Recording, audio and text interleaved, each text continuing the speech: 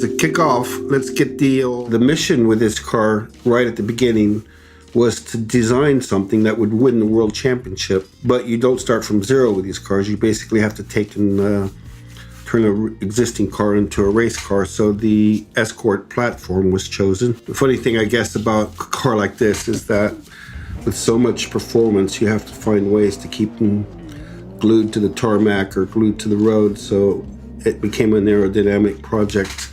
Now, if I get these shapes in, you'll start to see the Escort come alive a little bit. What I want to get into is the shape of the rear spoiler, because a lot of the dynamics of the car happen towards the rear. The idea was to stick the car to the ground, the back end through a system of spoilers.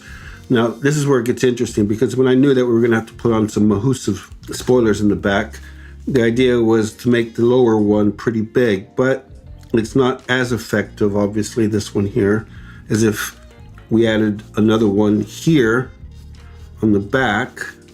That one obviously would be fairly large, and connected the two there so you could stabilize the front one or the top one. But since I just started, and designers that are fresh out of school have pretty interesting ideas most of the time that haven't been thought of generally by the professionals, I was incredibly inspired by the Fokker DR1. And the Fokker DR1 is known as the Red Baron, displaying the three-winger that was very successful in World War I. I thought, but what would happen if we actually put in a third spoiler in this area here? So we're turning the car into sort of an automotive version of the Fokker DR1. Putting three spoilers on the back of a car had never been done before. It changed a lot of minds. People started looking at it as if it was a revolutionary idea that probably could work. Approaching your designs and your ideas in a way that's probably considered radical is a good way to design. You can always tone your designs back or tone them down a little bit. But it's very hard later on in the game to stretch. You know, you want to get the stretching done at the beginning, where you have that freedom to be creative and to be innovative. We took it in and we tested it, and the results were amazing in terms of how much downforce we were able to achieve with this very singular, innovative design on the back of the car. And then in that stage of development, probably be saving about 5 Deutschmarks on the design, and on the could have been so much more impactful design-wise.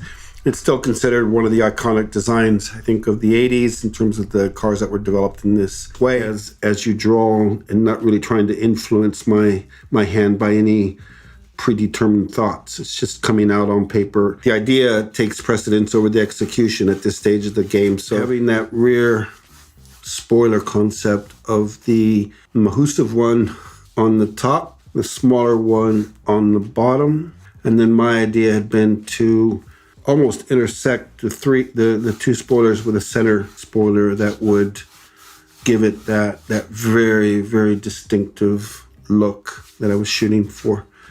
And not only look distinctive, but be functional, because I quite dislike it when we design things for no reason at all, just to add a visual element. For me, that's just what I consider over-design and a bit cheap when you try to make people think that something works, but it actually doesn't, just to obtain a visual, emotional reaction. We did have the car actually tested at a later phase by a very popular TV program. They replicated this design theme during the show and went out and tested it, and the results were amazing. They proved that the design was not only stunning to look at, but also very effective. Look in the mirror. It's that, isn't it? It's the third wing. It sticks all that extra downforce, plants the rear wheels. The Cosworth was already a fantastic handling car. And now, thanks to that, we've proved the science, it really does work. This car, you can push it into any bend, knowing that you're going to get it out the other side with a gigantic smile on your